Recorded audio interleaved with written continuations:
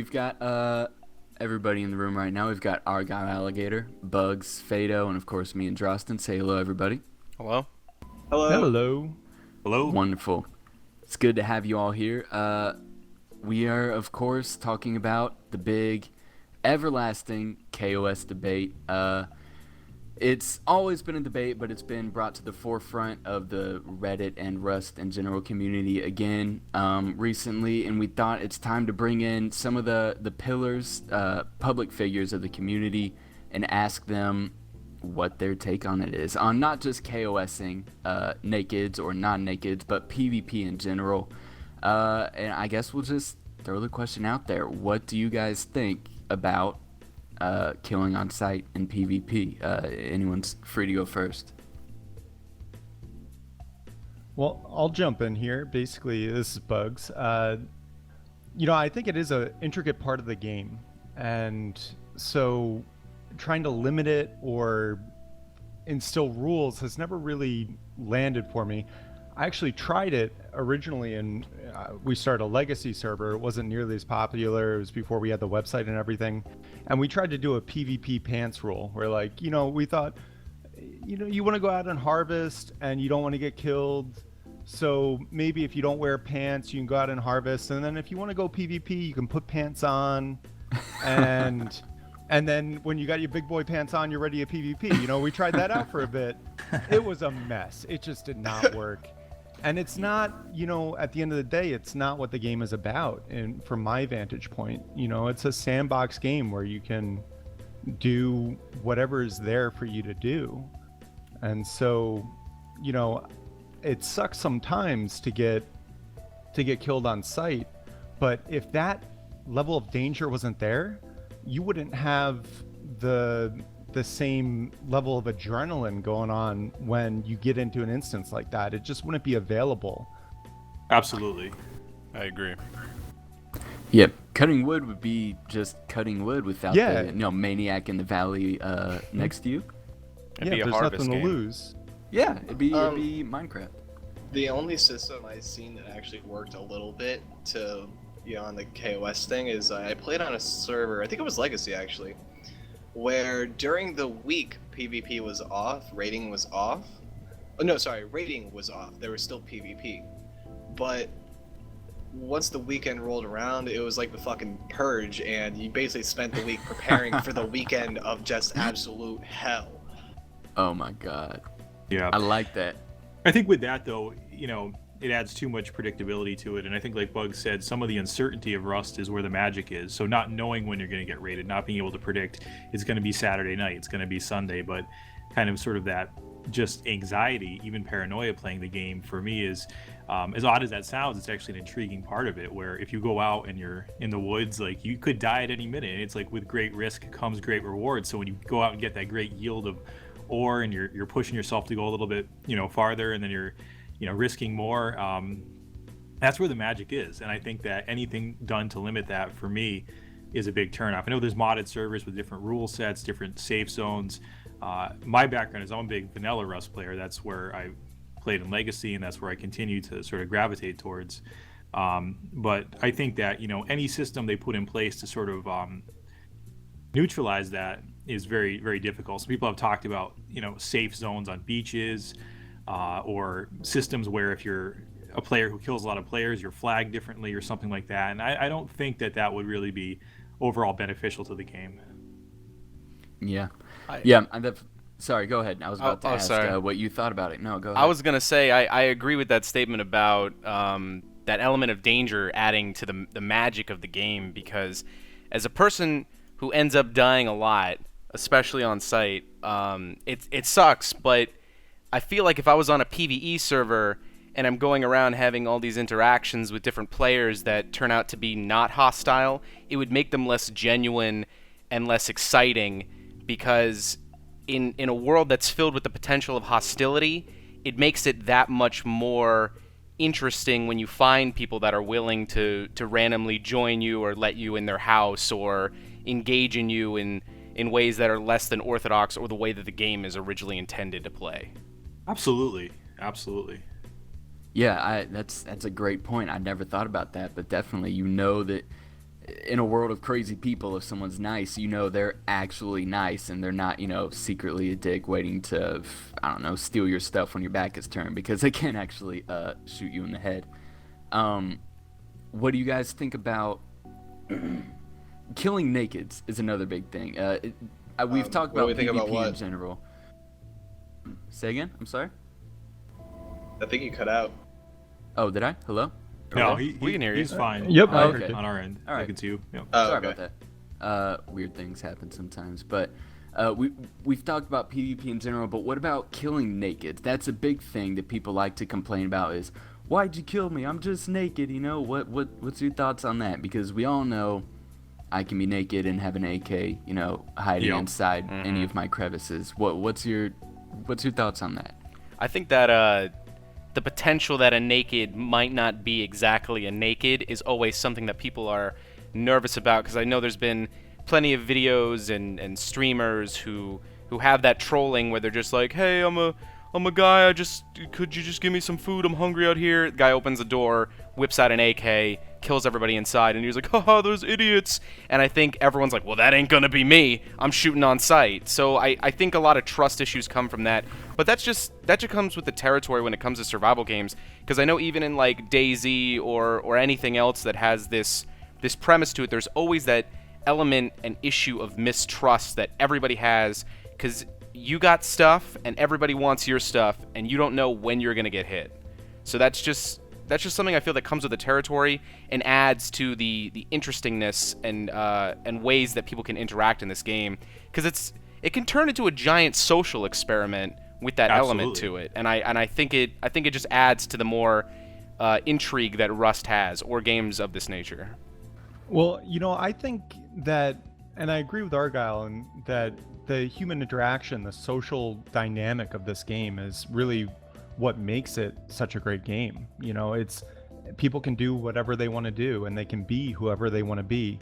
And even though it is just a video game, you are representing a real person in a sense, and you're taking on a character, and having that freedom, I think, is really where the magic comes in.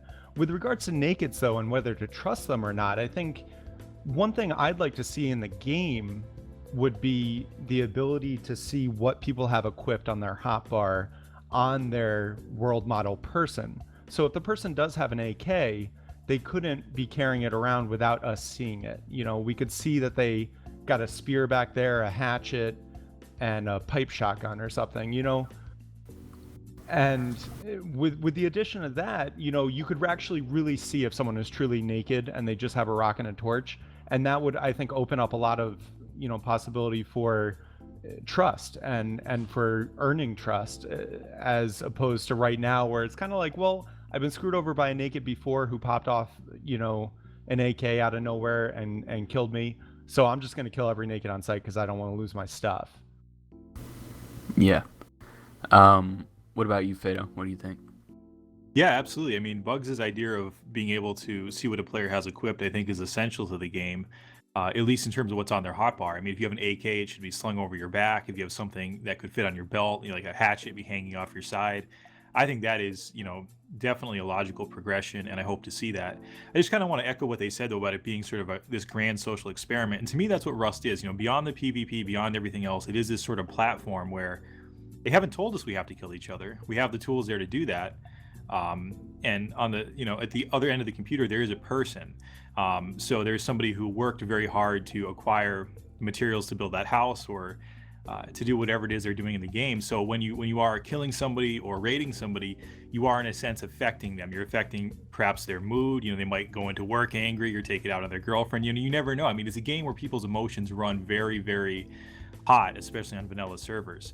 But Rust is one of those games where it is this grand social experiment, and you're going to see things in the future in terms of like older sociological and psychological studies, like the Milgram experiment or the Stanford prison experiment. They're starting to replicate those in the digital realm because we're wired so much now, and that's how we're interacting more than we are face to face.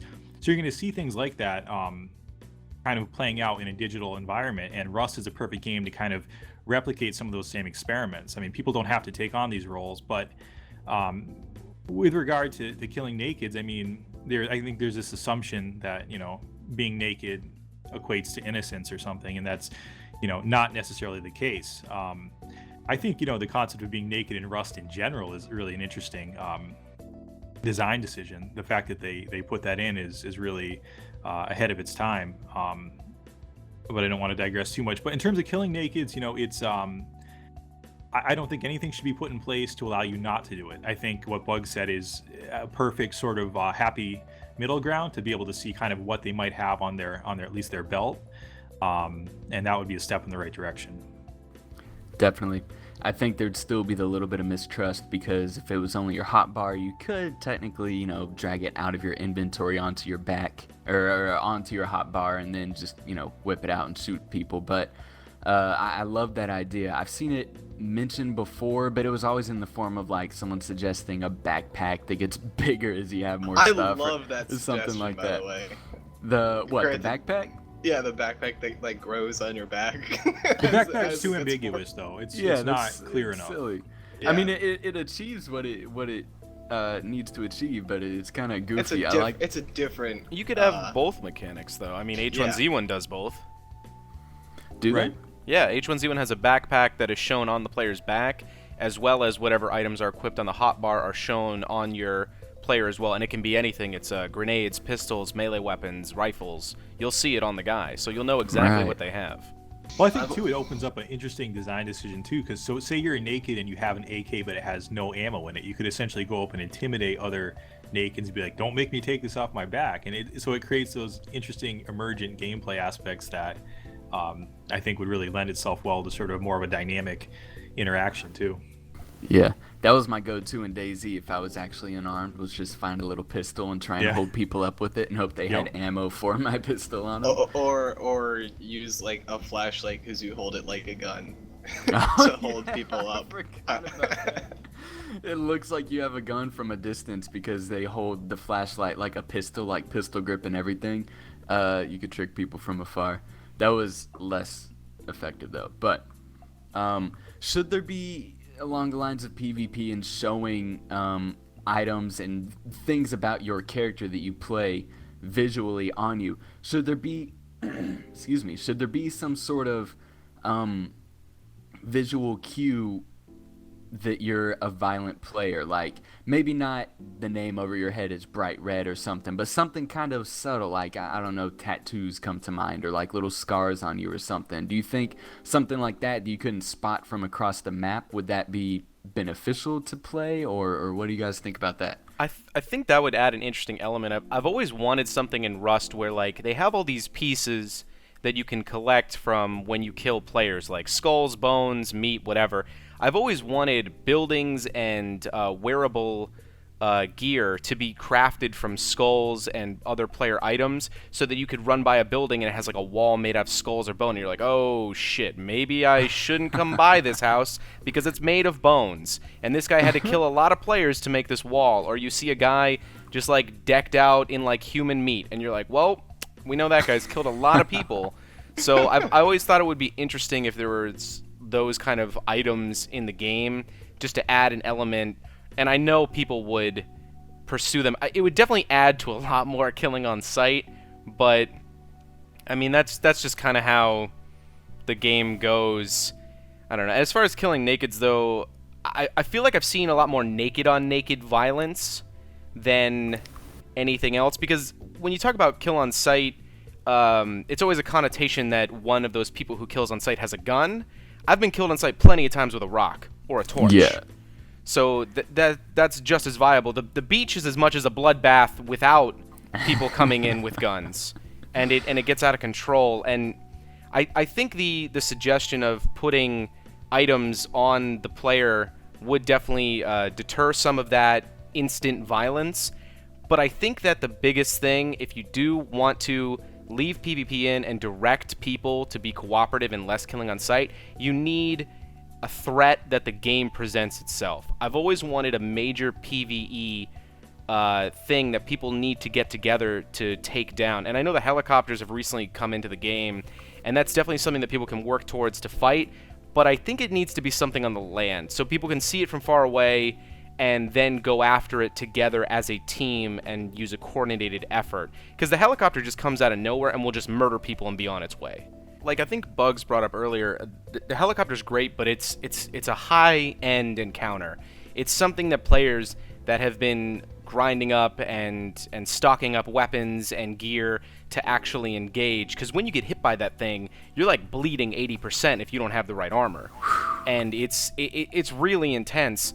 So I think they need something that newer players can handle. Like maybe in the woods there's a giant irradiated bear that maybe 4 or 5 of you could take down with spears and bows, and if you kill it, you're going to get a bunch of starting resources that you need, like leather and cloth and meat and whatever. So I think if a bunch of people, trees too. yeah, or anything. I mean, you could have him drop a gun. He could have ate a gun. Who knows? Anything could go. It's an irradiated bear. Just it doesn't really matter. So just anything like that, and have some people like pass it and see it in the woods just walking around, and then run down and say, hey, there's this big bear down there, can you help me kill it? I can't take it on by myself. And they would team up to kill it, and then maybe there would be a fight over who would get what at the end, but that just further makes it more interesting of a situation. And I think they should leave PvP exactly how it is. Don't restrict anybody for doing it in any capacity. Because, I mean, killing on sight when you're naked really does suck if some guy's running around with a gun and just shooting people on the beach. But, I mean, I don't know. Just move servers, and it is what it is. And just try to move on from it. Because you're going to have shitheads in any game. It doesn't really matter what it is or what the mechanics are. Personally, I make it my goal to get geared up and then go after the people who are, like, really bad. Yeah, there's that too. Yeah, that's a lot of what I would do when I was playing on our servers. You know, I'd set up near the beach and look for people who were just trying to shoot fish in a barrel and just kill nakeds, and I'd go after them, you know? And, but without that dynamic, if they put something in that said the beach is a free zone or something, or even back to the point before of, you know, if someone, say, kills a lot of people and they get a bunch of battle scars and stuff, or something, I don't even think, or a highlighted name, I don't think any of that is necessary. I think the whole, you know, the whole mix of unknown and danger and anyone can do what they want to do, I think that really is what makes it exhilarating. If you didn't have that, a lot would be lost and the game wouldn't be nearly as good. I think you're right. I agree. Yeah, I think we've summed it up really well. I mean, and I think, you know, one thing too, just to kind of piggyback off that, is that the ability of the community to police itself. So instead of having to have somebody's name highlighted, but have sort of the community regulate that. I mean, the fact is, I mean, most people don't like people who are going to, I mean, once you're in a big clan, you're established. I mean, it's not really a noble thing to go raid one by ones, you know, with a group of geared out people. So if people are doing that, it's nice if the community can sort of regulate that and sort of ostracize that group or go after them. So I think rather than having some artificial system in place, let the community sort of take care of it, because I know that on larger pop servers, that gets really frustrating when large groups are going around and not taking on challenges, but going after 3 guys in a house and they have 20. I mean, that's not noble, and I think that speaks to that human element. I don't think anyone can call that fair gameplay at that point, but to restrict it wouldn't be wise, but allow the community to sort of self-regulate. I think Definitely. also, as much as there is like crazy stuff going on in Rust with irradiated mutant animals and whatever, as much as they want to stretch it, I think they're trying to keep Rust in the realm that it reflects things that can happen in real life, and they do that so that they can have these really interesting interactions with people take place. And I mean, that stuff can happen in real life. 20 people have definitely ganged up on one person, or a huge group of militia has definitely burned down a house that has 3 people in it. Things like this can happen and will happen, but at the same time, it allows for those interesting situations to shine above even more. Like, I've seen so many people build these compounds with giant walls with a group of like 15 people who semi know each other just to survive out here, and they have these compounds with guard posts and stuff to fight back these clans that are just ravaging the land, and that just brings Rust to life. Like it makes it feel like it is this like savage world that people are trying to fight back these clans who basically act like warmongering militia and just ravage the countryside in some servers. So I think all of that magic and intrigue needs to stay as is, because in its own way, it's just beautiful if you step back and just look at it from a third-person perspective. In a way, the big ravaging warmongers are kind of making themselves a PvE event. Yeah. Right. I mean, I think, ultimately, what Argyle is saying too is that I think Rust taps into something on a psychological level. Like, these are all things that could happen in real life. I mean, big bullies going around, but even just one guy hatcheting into your little shed with an axe is terrifying. That would be terrifying in real life, and that's terrifying in Rust too, when you hear that hatchet going and you might not have anything to defend yourself.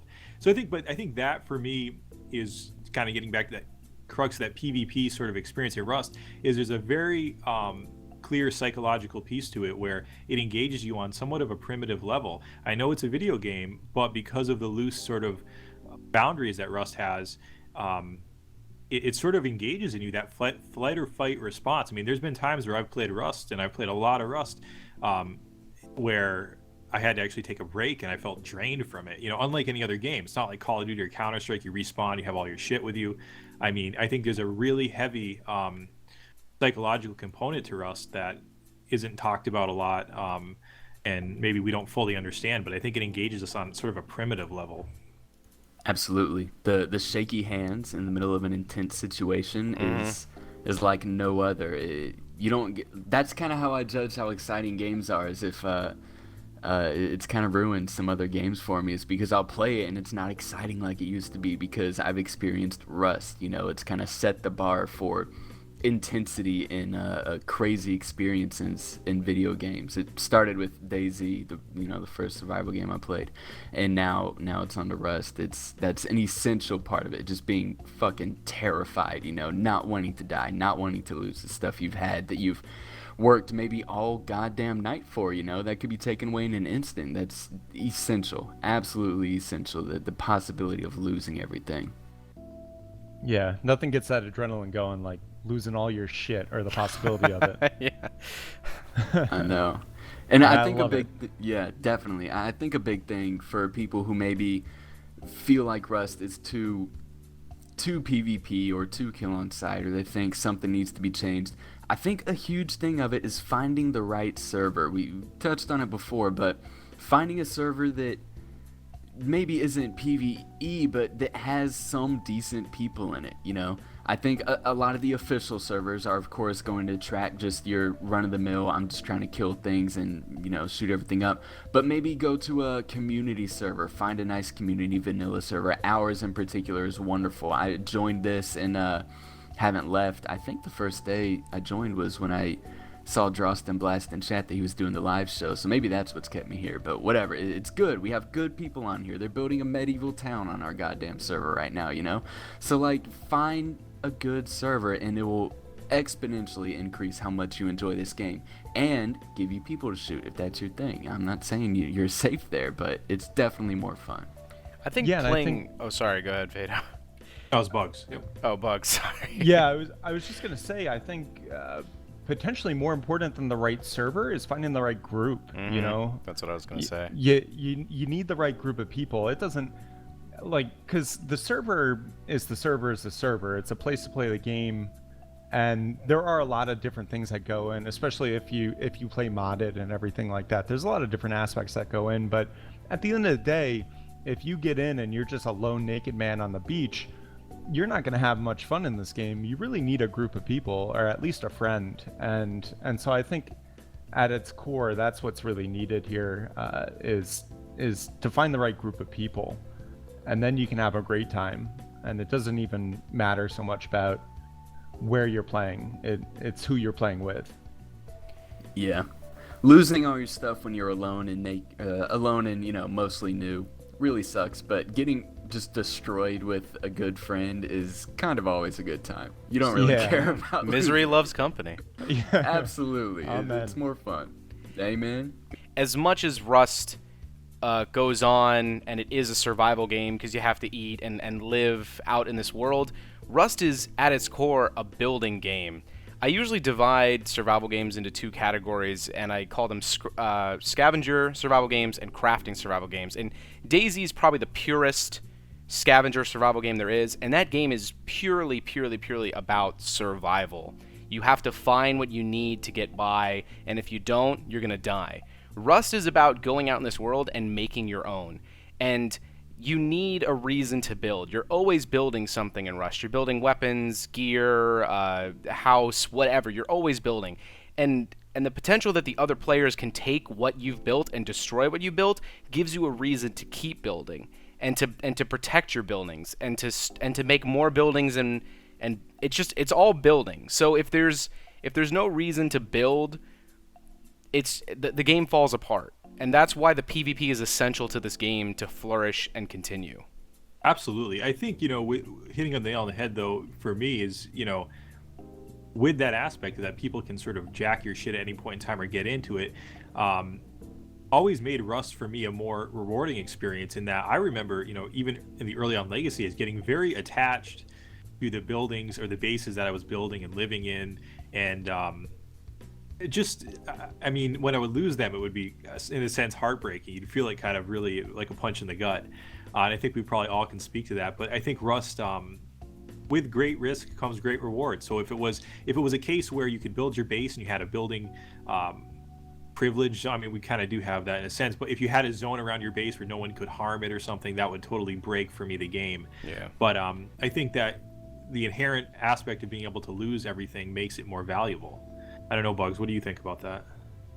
I agree. I love how, Argyle, you put it. It's a building game, because it is. You got to build your life in this game, and that is building a base. It's fortifying it. It's protecting it, and at the end of the day, if it was all just sunshine and moonbeams and flowers, it would be boring as shit. Because it would be just a building simulation. But the thing that I saw about this game back in Legacy when I first looked at it, and I think is still true today, is that this game creates a context in which I've been playing games for over 20 years, and I've never seen anything quite like it. It just creates this world where you start with nothing, and then you gather stuff over time, and you could die at any point, you could lose it all at any point. But it's that no game has captivated me like it kept me up at night. I started playing Legacy with my wife, and one night, I'll never forget, she was out harvesting, and someone shot her with an Ioka in the face and took her stuff. She was up all night long. She's been a gamer for years and years too, but she was up all night long, just upset because she trusted that motherfucker, and then that motherfucker killed her. And then me, I'm like, I'm gonna stay online. I'm gonna find out where that motherfucker lives. He killed my wife with an Ioka. No, what other game has given you that? I don't know. For me, none. Absolutely.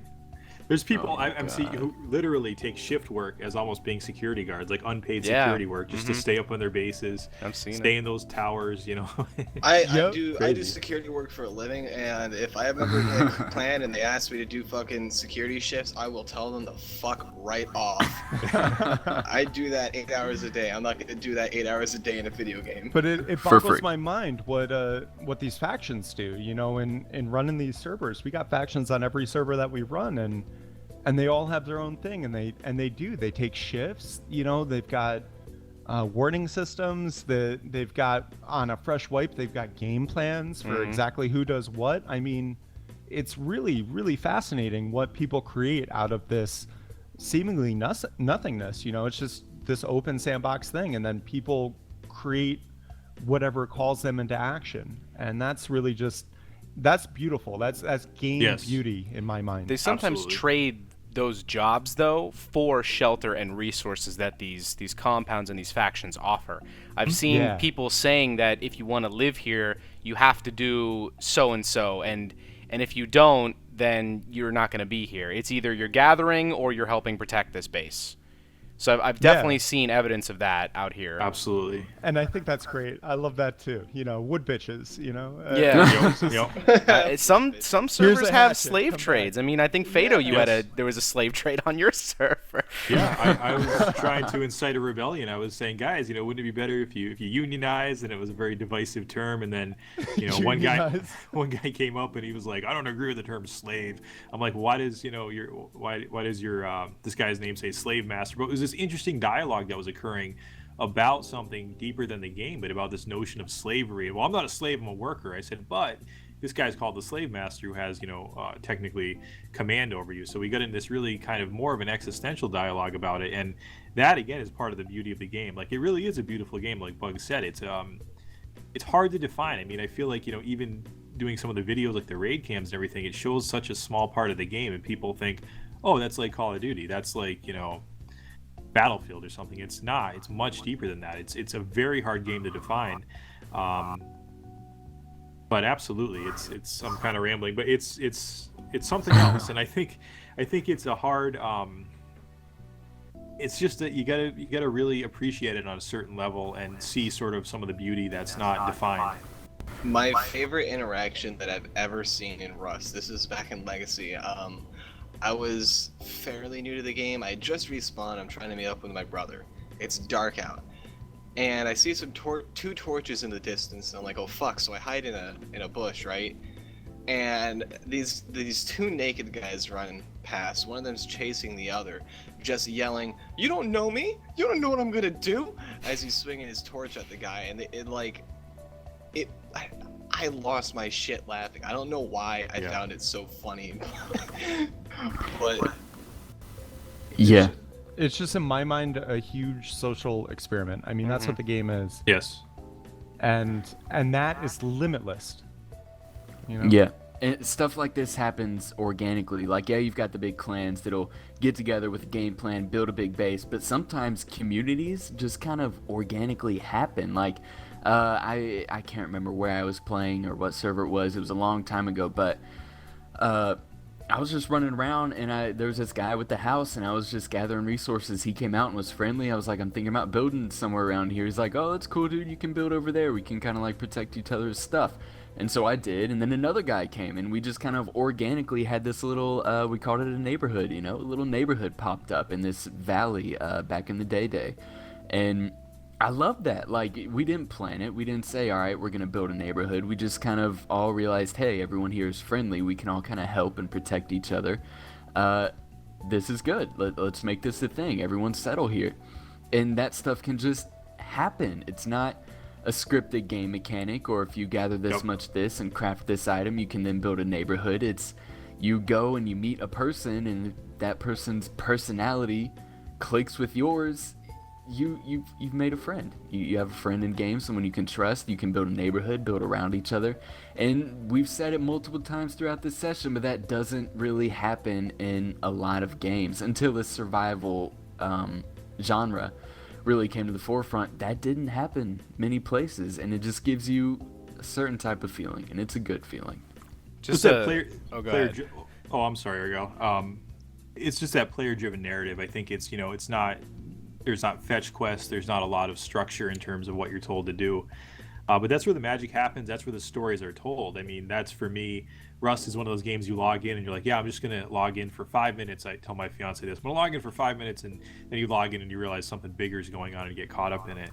But it's that emergent gameplay and that ability to define your experience by not what you think it's going to be, but by what the other players in the world sort of dictate is just so interesting. To me, Rust is one of those games too that I feel as though the development team is in somewhat limited by Unity. It's their vision of Rust is so grand and it's so much larger than the engine, and I think the engine is what holds them back oftentimes. So I'm really excited to see where it goes, but I see a lot of sort of the frustration being sort of being limited to what Unity can handle at this point with the entity counts, and then with the cave systems. Can we actually go underground or not? Will it support that? So I think it's hard to really, I think, rein the scope of Rust into Unity, and Rust might be one of those games that is always evolving and always iterating, and it's just something that never goes away. I don't know. Yeah, and that's what I hope. And I think what it's going to require though is patience. You know, because Unity is in beta, Unity 5 is in beta, and it's behind schedule, admittedly, by the Unity team, and so they're working as much as they can. But you know, we are going to constantly, and one of the things I love about Rust and the Facepunch team is they constantly kind of push the threshold of what's possible in the game, and sometimes that backfires. Sometimes it's not ideal, especially for certain play types. But you know, for instance, right now we've got a 250 slot server that basically needs to wipe every, not necessarily every week, but every 10 days, less than 14 days, because we hit this collider limit. But then we look at what Andre's been focusing on for the past week or so, and they're getting beyond that collider limit. So that's no longer a limitation for the game and can prolong servers. So, but it is going to be this ebb and flow and this constant kind of, you know, waiting for Unity and the engine to get in place, and then pushing it again, and then waiting for it to get in place. And I do see that lasting years from now, though. I'm curious to see when they're going to announce. I mean, we're still in alpha. I mean, when are we going to be beta? When's there going to be a full release? I mean, that could be years from now. And to me, that's exciting. That's what makes this. That's what keeps me coming back every day. And I don't see why it needs to end either. I mean, something, you know, like Rust is something that could continue to evolve as technology evolves. I mean, it's just the concept. So I agree completely. I mean, look how much it's changed since Legacy. I mean, like if you Yeah. look back at how Legacy functioned, and how it is now, because there was a lot of mixed feelings when it was Rust experimental and coming out of that cocoon to what it is now. Legacy seems like almost an entirely different game at this point. Like, even if you think about how people functioned in Legacy, since the map was smaller and there was only a couple types of buildings, it seemed like a smaller community than what you can accomplish now. Like, even you guys were saying, you were recalling like anecdotes about finding people who killed your friends, who killed you, and hunt them down. And that's not that easy to do in nowadays Rust. I mean, if somebody kills me, unless I know their name, I don't think I could find them. But that's I feel like that's a good thing that the map is bigger and more expansive, because it leads to more people doing more interesting things all over the map and building these colonies and compounds and structures and clan strongholds. So I think it just trailer parks. Yeah, and trailer parks and anything. I think it just adds for more. More is better when it comes to Rust. If you like this video, feel free to subscribe. Follow me at Twitter to get in contact with me or more updates, and join my Steam group to be part of the illustrious Swamp Society community. Thanks, everyone.